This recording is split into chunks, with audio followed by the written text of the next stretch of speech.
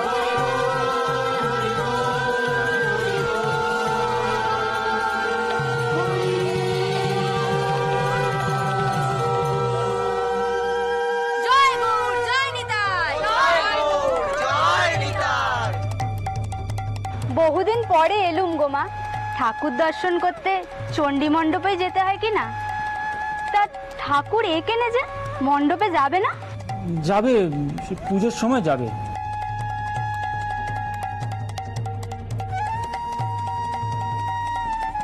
জানতো না আমি পালিয়ে যাবে। চঞ্চল মেয়ে তো। কি রে, তুই আবার একা একা কথা কইছিস? তুমি দুর্গা মূর্তির চোখ আঁকো।